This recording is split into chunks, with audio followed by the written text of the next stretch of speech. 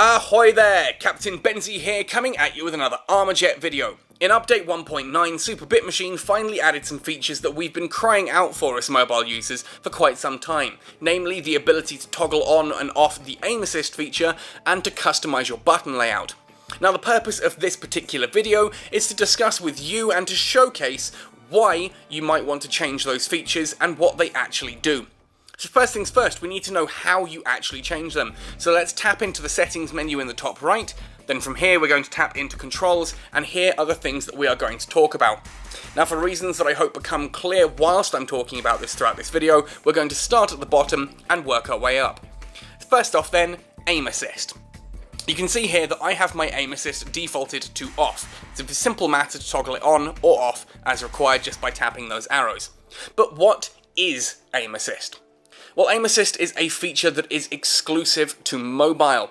If on mobile you tap in your primary weapon or secondary weapon stick, you just tap it rather than tilt it, you will automatically fire at the nearest target. This is especially useful for weapons like, say, the Tremor or the Lycan that you want to hit someone quickly when you're at close range. It's not overly accurate, especially at range or against a moving target, but it is a useful tool in certain situations. You must be using this in certain situations, not using it as a replacement for manual aiming. Now the reason that you might want to turn this off is quite simple. If you're using semi-auto or full auto weapons like, say, the Black Tusk or Typhoon, as soon as you tap the stick and start to slide the stick to the side to aim, if aim assist is on, it will automatically start shooting as soon as your thumb connects with the stick, and it will be shooting at the nearest target, which may not be where you actually want to aim. It's subtle, perhaps in the way I'm explaining it. Hopefully the visuals on screen are making this a little bit easier to understand, but there is a very strong reason to have this off, and ultimately that's because when you're using something like a Black Tusk or a Typhoon, you may not ever want to just have the game automatically start firing on your behalf. Doing this allows you to really place every single one of those shots. You can slide the stick just that little bit, get ready to fire, and as soon as a target comes into range, finish off that distance and start hosing them down with lead. So that's aim assist. Haptic is a feature that isn't currently in Armajet as far as I'm aware. I've not actually seen it on anyone's devices. No one I know has ever actually had this happen. Haptic feedback ultimately is the ability, you know when you're typing on your keyboard and you can feel the phone vibrate slightly in your hand? That's haptic feedback. I've never seen a toggle or anything for this, so I'm not sure why this is here. We're going to ignore that and move on. Secondarily now, we have virtual joysticks. Virtual joysticks is ultimately set to adaptive or to fixed. Now the reasons you might have these in different ways are fairly clear.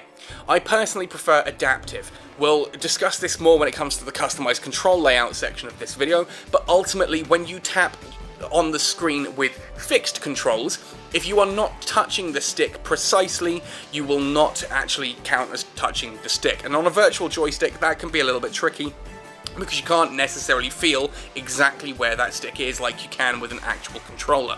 So fixed is ultimately there for people who are absolutely certain of where their fingers are going to be on the screen at any time. It's also very useful if you're, say, using a controller that maps to the screen, because it means that those buttons aren't going to slide around anywhere. Again, just to highlight here, I am absolutely fine with people using fixed screen mapping controllers. We know Super Bit Machine are fine with this as well, and we did have a guy in the Discord server fairly recently who had a sort of, looked very much like the Switch controller, and he had mapped that to his screen, and it was amazing to watch, and I can't wait to try that out myself at some point. I can't wait for full-on controller support eventually for Armajet, but in the meantime that's why you might have it on fixed. Adaptive, on the other hand, means that if you don't quite touch the stick, if you touch an area around the stick will jump under your thumb or finger or whatever you're touching the screen with, and then it goes from there. I find adaptive is much easier to use personally, but it is well worth trying out the different options. Anyway, those are the kind of the basics and the boring bits out of the way. Let's now go to the customized control layout. Now if you tap on that, it brings you to this screen. You can see how I have my controls laid out here. Now ultimately, this entire screen, you can see you've got a couple of different features in front of you. First and foremost, as I talked about with adaptive, you have zones. On the left here I've got move zone, and on the right you've got primary fire zone.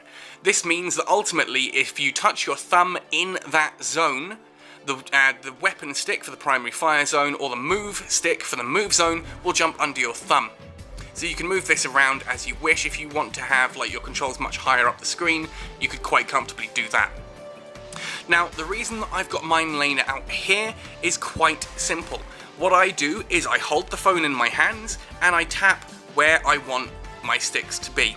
And as I tap for where I would want where my thumb naturally rests, that is right in the middle of that move zone there, right in the middle of this stick, sorry.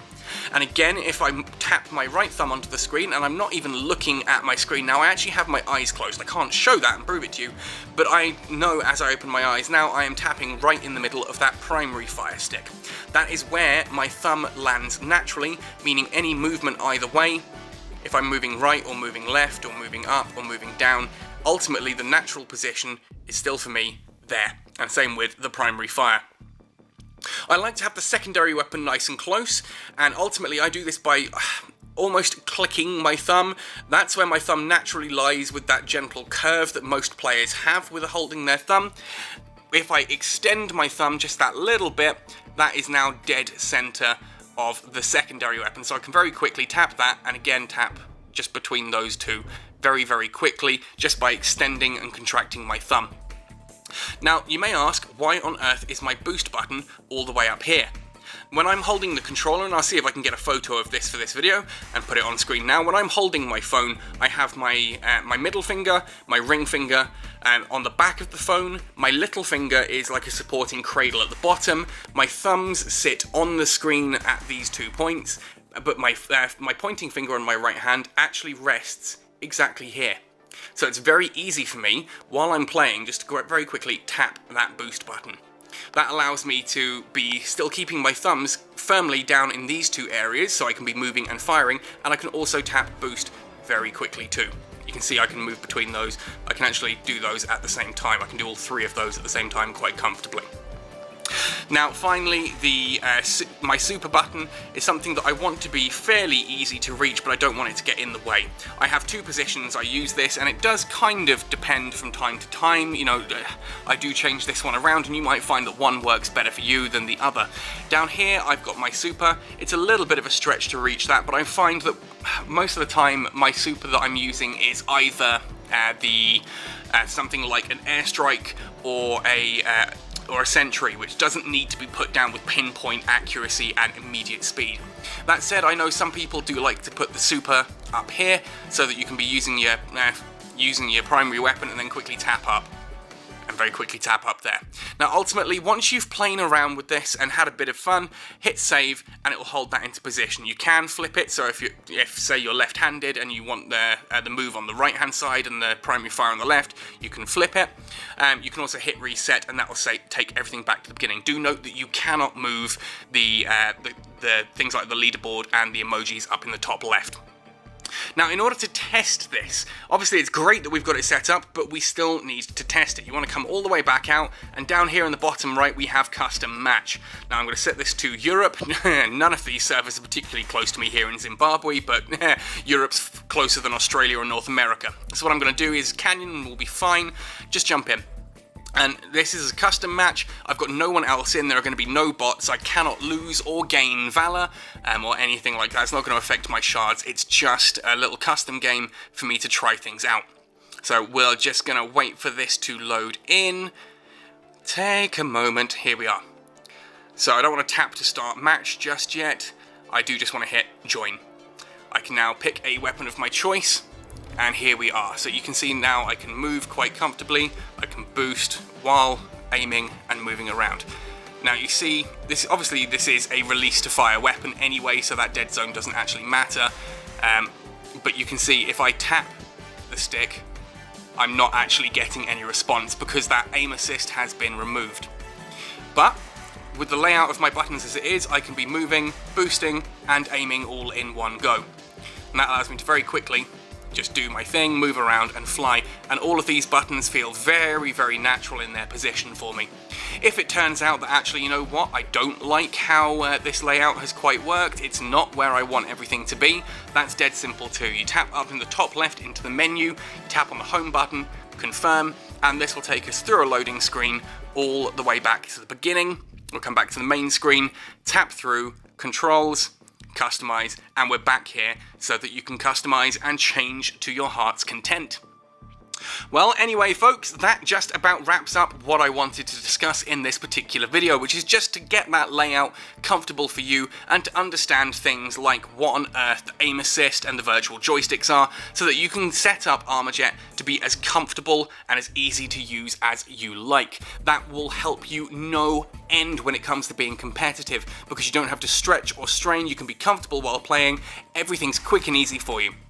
Now, do let me know in the comment section below if you found this helpful, and most importantly, on the Armajet subreddit, Drucker-san has put up a thread of different layouts. So you've seen what my layout looks like while I'm playing, but that may not work for you. Head across to the subreddit, look for that thread, and you can see all the different kind of layouts and button layouts that other people are using, and see if that might be something that works well for you.